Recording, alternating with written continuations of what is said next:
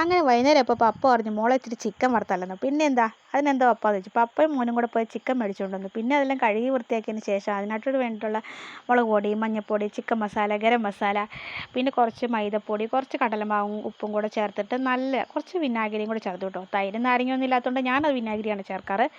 അതും വലിയ ടേസ്റ്റ് വ്യത്യാസമൊന്നുമില്ല കേട്ടോ. അതെല്ലാം കൂടെ ചേർത്തതിന് ശേഷം സൈഡിൽ തന്നെ നല്ല നേരത്തെ എണ്ണ ചൂടാകാനായിട്ട് വെച്ചു കേട്ടോ. പിന്നെ അങ്ങോട്ട് പിന്നെ മസിൽ പിടുത്തം അതല്ല, മസാല പുരട്ടലായിരുന്നു. എല്ലാം കൂടെ അങ്ങോട്ട് പുരട്ടി മറ്റേ ഇതിനകത്ത് പറഞ്ഞല്ലേ അക്കട് കുട്ടന്മാരെ അങ്ങ് തേച്ചങ്ങോട്ട് കുളിപ്പിച്ചെടുത്ത് മസാലയ്ക്കകത്ത്. ലെഗ് പീസ് അതിവിടെ വീക്ക്നെസ്സാണ്. പിള്ളേർ രണ്ട് ലെഗ് പീസിന് എപ്പോഴും അടിയാണ് കേട്ടോ. എനിക്കും ലെഗ് പീസ് ഇഷ്ടമാണ്. ലെഗ് പീസ് ആരൊക്കെ ഇഷ്ടമുള്ളതെന്ന് കമൻറ്റ് ചെയ്യും.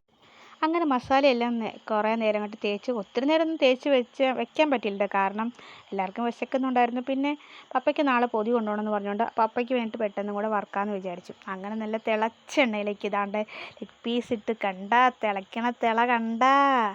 ലെഗ് പീസിന് ഇവർ രണ്ടുപേരും ഭയങ്കര അടിയായിരുന്നു കേട്ടോ. അങ്ങനെ ഞാൻ തിളച്ച എണ്ണയിലേക്ക് ലെഗ് പീസ് അങ്ങോട്ട് വറുത്ത് കോരാൻ തീരുമാനിച്ചു.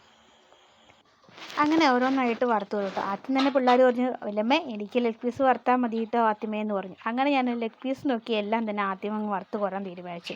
അങ്ങനെ ഓരോന്നായിട്ട് ഡും ഡും ഡും എണ്ണയിലേക്ക് ഇട്ടങ്ങ് ഫ്രൈ ചെയ്തെടുത്തു. അപ്പോൾ അതിൻ്റെ ഇടയ്ക്ക് ഞാൻ കുറച്ച് കറിവേപ്പില ഫ്രിഡ്ജിലിരുന്ന് കുറച്ച് ഉണങ്ങിപ്പോയായിരുന്നു.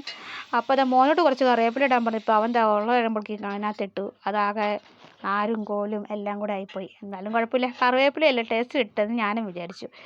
അതിൻ്റെ ഇടയ്ക്ക് കറണ്ട് പോയേക്കുമായിരുന്നു. അപ്പം ഞങ്ങൾ മെഴുകുതിരി വെച്ചിട്ടാട്ടോ കുക്ക് ചെയ്തുകൊണ്ടിരുന്നത്. അങ്ങനെ നല്ല രീതിയിൽ ഫ്രൈ ചെയ്തെടുത്തു. അപ്പോൾ ഇന്നത്തെ വീഡിയോ ഇത്രേ ഉള്ളൂ. വീഡിയോ ഇഷ്ടപ്പെട്ടാൽ ലൈക്ക് ചെയ്യണേ. Okay, bye.